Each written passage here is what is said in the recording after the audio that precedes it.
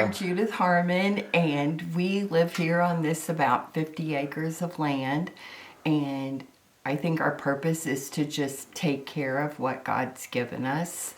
My grandmother taught me as a little girl to sew.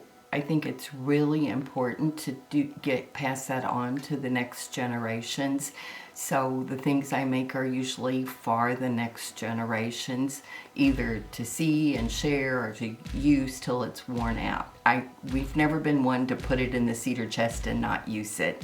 Things that are made should be used, and as I believe our gift from God should be used so that people can see that gift and He can be glorified. Other things to make are quilts and table runners, bags. Quilts are the biggie, but take longer. That's why you make bags. The aprons came about, my grandmother always made an apron at the beginning of canning season. So the reason I started to make them was I noticed how her apron that she made when my dad got hurt was about being doubled up for strength, as our faith had to be doubled up for strength that year.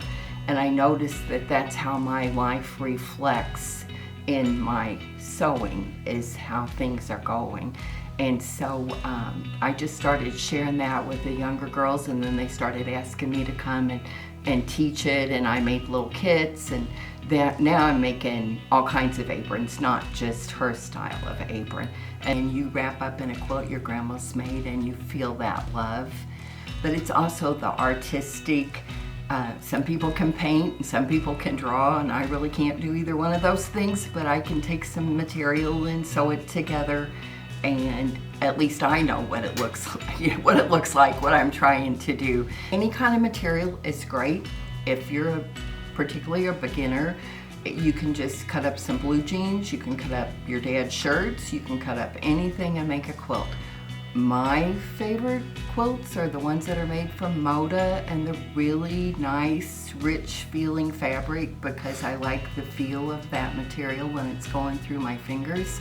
When I was a little girl and it all began, my grandmother would make a quilt, and then our neighbors, who were almost all cousins, would make quilts, and then we would gather together in the church dining hall or in one of the parlors, and instead of it being a parlor, it'd be where they had a quilt set up on a frame, and they'd all gather around it, and you always had a potluck lunch. Everybody brought a little something, and it was a really wonderful time that we're not getting now, because the young mothers would hear about babies being born.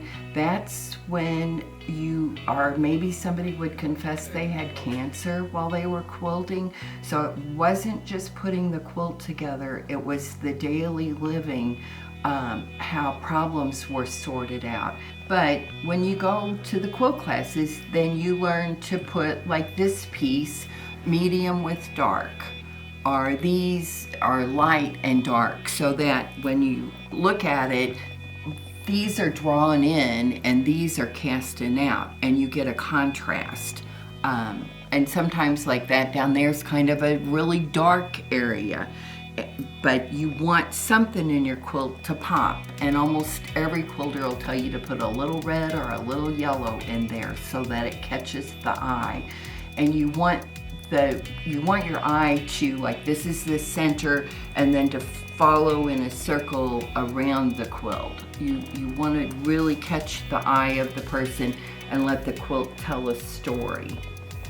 Love to hand stitch. Applique, I hand stitch. I love to do like the little embroidery detail on things and add buttons and beads as much as I can.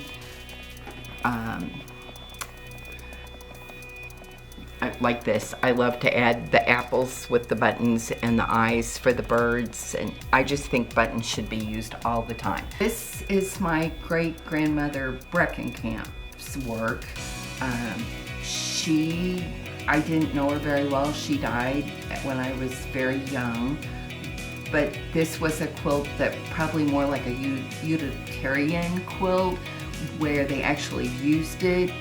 She used different colors of white, so I'm going to say it was scraps, and the red is faded, but it was just put together just in squares.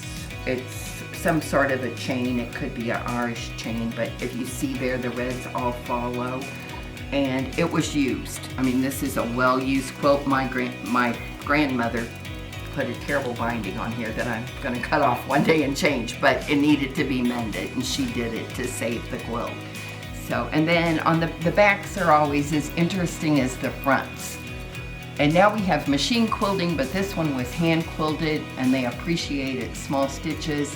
And I don't know if she did this by herself. If you have a group of people doing it, that's fun if you know the people, because everybody's stitch is different, but you're not gonna have a quilt that's all over the same. But it's fun if you know the people, then you can say, oh, Aunt Lily did this, and Grandma Lyda did that. So there's so many stories, and I think every quilt you ever make reflects what you're doing in life.